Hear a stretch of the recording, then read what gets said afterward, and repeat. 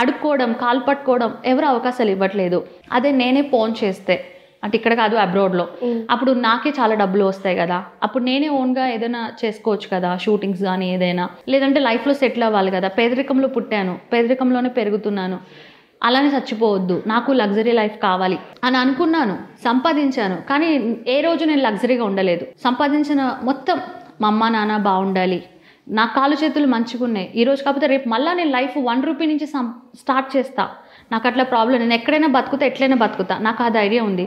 కానీ పేరెంట్స్ ఉన్నారు, ఎన్నో కష్టాలు పడ్డారు అని చెప్పేసి సంపాదించిన ప్రతి రూపాయి మా అమ్మ, మా నాన్న, మా తమ్ముడు, ఇంతే, వాళ్ళే నా లోకం, వాళ్ళే నా ప్రపంచం అని వాళ్ళకి ఇచ్చాను. వాళ్ళు మొత్తం డబ్బులు వేస్ట్ చేసేసారు, మమ్మీ, డాడీ, తమ్ముడు. ఇవాళ రోజు ఇంత కష్టపడి ఇక్కడ సంపాదించిన సొమ్మును వాళ్ళు ఖర్చు చేసేసారా? మొత్తం వేస్ట్ చేసేసారు. నన్ను పట్టించుకోరు, అసలు నేనంటే వాళ్ళకి నచ్చదు. ఇప్పుడు అప్పుడు కూడా, కాకపోతే నేనే అంత గమనించలేదు. ఈ మధ్య అంటే చిన్నప్పటి నుంచి నచ్చరా? చిన్నప్పటి నుంచి కూడా అంతే. ఇక ఏంటంటే నాకుంది ప్రేమ, వాళ్ళకి లేదు నా మీద ప్రేమ. నాకేంటంటే ఇంత పెద్ద ప్రపంచంలో మన బ్లడ్ రిలేషన్ వాళ్ళే కదా, ఏదైనా వాళ్ళే కదా అనేసి, కాకపోతే అట్లా లేదు వాళ్ళకి.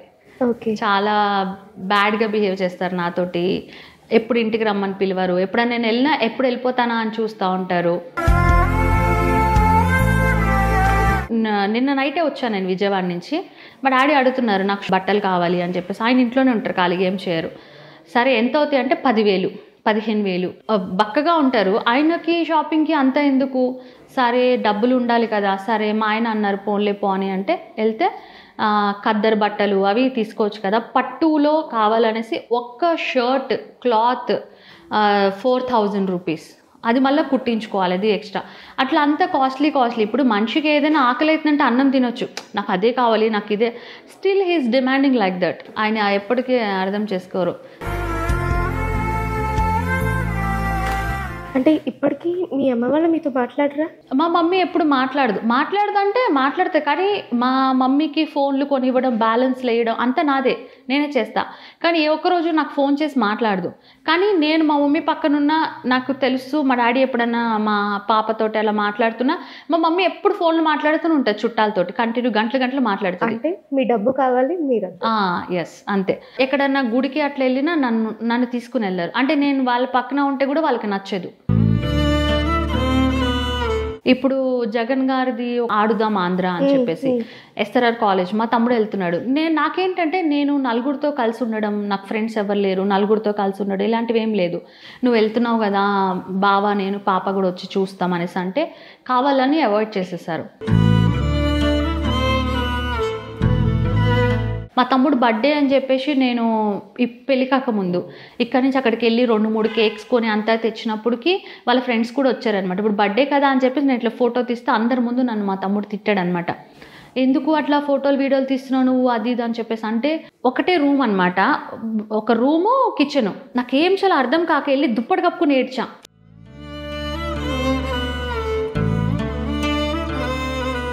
హైదరాబాద్లో నా పనులు షూటింగ్లు మానుకుని నేను అక్కడికి వచ్చి చేస్తే ఇలాగ అనేసరికి నాకు ఇప్పుడు కూడా మా తమ్ముడు వాళ్ళు మాలేసుకున్నారు విజయవాడలో. మా హస్బెండ్ చెప్తున్నారు ఫోటో వీడియో తీసిన వాళ్ళని తీయకు. ఓకే నాకు అర్థమైంది, నేను వాళ్ళని తీయనులే, మనల్నే తీస్తానని చెప్పేసి అట్లా చాలా టూ మచ్గా బిహేవ్ చేస్తారు వాళ్ళు నాతో.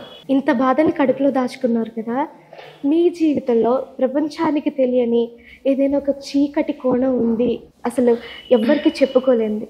సాడ్ స్టోరీ అంటే నాకు చాలామంది లవ్ అని చెప్పి మోసం చేశారు, అది నాకు చాలా సాడ్ అనమాట. ఇంకోటి ఏంటంటే మమ్మీ డాడీ బ్రదర్ వీళ్ళే అంతా కదా అని వాళ్ళకి నేను మనీ పరంగా చాలా హెల్ప్ చేశాను, ఆ మనీ అంతా వేస్ట్ చేశారు, కనీసం ప్రేమగా ఎప్పుడు ఉండరు. చాలామంది లవ్ చెప్పి మోసం చేశారు. ఇప్పుడు ప్రజెంట్ ఉన్న మా హస్బెండ్ కూడా హీ నెవర్ లవ్ మీ. ఉంటున్నామంటే ఉంటున్నాం, ఇప్పుడు ఇంట్లో ఫ్రిడ్జ్ ఉంటుంది, సోఫా ఉంటుంది, ఫ్యాన్ ఉంటుంది, అట్లనే మేమిద్దరం ఉంటున్నాం అంతే. But there is no love. నిన్న నైట్ కూడా మేము విజయవాడ నుంచి హైదరాబాద్ కార్లో వచ్చేటప్పుడు కూడా మా హస్బెండ్కి నేను చెప్తున్నా సరదాగా ఉందాం, ప్రేమగా ఉందాం. ఇట్లా వింటారు, ఇట్లా వదిలేస్తారు. అంటే మంచి వ్యక్తే బాగానే చూసుకుంటారు, కానీ దెర్ ఇస్ నో లవ్, ప్రేమ అట్లా ఏం లేదు అనమాట. ఎందుకు లేదంటారు అలా ప్రేమ? ఎందుకంటే ఆయన అంతే, ఫస్ట్ నుంచి అంతే. ఫస్ట్ నుంచి దూరంగా ఉంటారు, ఏంటో తెలీదు, పక్క పక్కన పడుకోరు, దూరంగా ఉంటారు. ఫుడ్ ఒకటి టయానికి, ఫుడ్ ఒక్కటి మాత్రం ప్రిపేర్ చేసి పెడతారు, తిను అనేసి పెడతారు. అది ఒక్కటే ఇది అనమాట. బేబీకి చూసుకుంటారు, ఇంట్లో అన్నీ తనే చేస్తారు, నేనే ఏదన్నా అరాకుర హెల్ప్ చేస్తాను. అట్లా అన్ని విషయాల్లో బాగానే ఉంటారు తప్ప ఒక అబ్బాయి అమ్మాయి మధ్య ఉండే ఆ అట్రాక్షన్ అనేది అది లేదు. సంపాదన మీదేనా? లేదు, తంది కూడా. ఆయన ఏం చేస్తారు? ఆయన వచ్చేసి సెకండ్ హ్యాండిల్ కార్స్ అమ్మడం కొనడం అది చేస్తారు. మీరు ఎప్పుడైనా రాత్రి టైంలో ఎవ్వరూ లేని టైంలో అసలు నేను హైదరాబాద్కి ఏ పేరు చెప్పొచ్చానో, ఏమవుతామని వచ్చానో, నా జీవితం ఏంటి ఇలా ఉంది అని మీలో మీరే బాధపడ్డ సందర్భాలు ఎప్పుడైనా ఉన్నాయా? ఇప్పుడు నేను ఎవరో తెలియనప్పుడు అవాయిడ్ చేశారు. నేను ఎవరో తెలిసిన తర్వాత, కొద్దిగా పేరు వచ్చిన తర్వాత షూటింగ్ వాళ్ళు అంటే ఏదో నన్ను పెట్టుకుంటే వాళ్ళ మూవీకి ఏదో మైనస్ లాగా, కొంతమంది ప్లస్ అనుకుంటారు, కొంతమంది మైనస్ అనుకుంటారు. సినిమా ఇండస్ట్రీ వాళ్ళు నాకేం అవకాశాలు పెద్దగా ఇవ్వట్లేదు. సీరియల్స్ వాళ్ళైతే అసలు నా ముఖం కూడా చూడట్లేదు. అయినా కూడా ఏంటంటే అందరి హార్ట్స్ గెలుచుకున్నా అని చెప్పొచ్చు. ఎందుకంటే యూట్యూబ్ పరంగా కానీ, అట్లనే ఇప్పుడు సోషల్ మీడియాలో నాకు ఎక్కడ అకౌంట్స్ లేవు, కానీ నా పేరు మీద వందలాది అకౌంట్స్ ఉన్నాయి. వాటికి నాకు ఎటువంటి సంబంధం లేదు. ఎందుకంటే నా పేరుతోటి నేను యూట్యూబ్లో ఛానల్ పెట్టినా అది స్ట్రైక్ అయిపోయి డిలీట్ అయిపోతుంది. మళ్ళీ పెడతా, మళ్ళా ఇట్లా పట్టు వదలని విక్రమార్కుడిలాగా నేను పెడుతుంటే అయిపోతుంటాయి. కానీ నా పేరు మీద ఫేక్ వాళ్ళు పెట్టారు, అవి మాత్రం ఉంటున్నాయి, నా ఒరిజినల్ పోతున్నాయి. స్వాతి నాయుడిని పచ్చిగా చెప్పాలి అంటే ఒక సెక్స్ టాయ్ గానే చూస్తున్నారు, ఎవరో ఒక అమ్మాయిగా కూడా చూడట్లేదు. నిజం చెప్పాలి అంటే ఆడపిల్లగా మీకు కూడా ఎక్కడో ఒక చోట బాధ అనిపిస్తుంది. పెద్ద పెద్ద డబ్బున్న వాళ్ళు చేస్తే రైట్ అవుతుంది, అదే నార్మల్ వాళ్ళు చేస్తే రాంగ్. ఎందుకు అలా కదా, ఎవరు చేసినా ఒకటే. ఏంటంటే పెద్ద పెద్ద డబ్బున్న వాళ్ళు చేస్తే అడగరు, నార్మల్ వాళ్ళు చేస్తే దాన్ని ఏదో పెద్ద భూతద్దంలో పెట్టి చూస్తారు. అంటే నేను అనేది ఏంటంటే ఇదంతా కామన్. ఏదో నేనేంటంటే ఓపెన్ బుక్ లాగా ఇలా బయట పెట్టాను కాబట్టి అనుకుంటున్నారు. No one is not perfect in the world. ఏ వైఫ్ హస్బెండ్ పర్ఫెక్ట్ ఉన్నారు? ఎందుకు ఇన్ని మర్డర్స్ అవుతున్నాయి? చిన్న పిల్లల్ని కూడా చంపి తల్లి వేరే వాడి సుఖం కోసం ఎందుకు ఇట్లాంటి చేస్తుంది? సో అలాంటి వాళ్ళతో కంపేర్ చేస్తే నేను చాలా చాలా చాలా great. I'm not doing like that కదా. తర్వాత చాలా మంది ఇట్లా చిన్న పిల్లల మీద అగాత్యాలు చేయడం, చిన్నపిల్లలు కానీ ఆడవాళ్ళు కానీ ఎవరైనా కానీ, ఒక మనిషికి ఇష్టం లేకుండా ఒక మగాడు ఆడదాని ఒంటి మీద చేయకూడదు.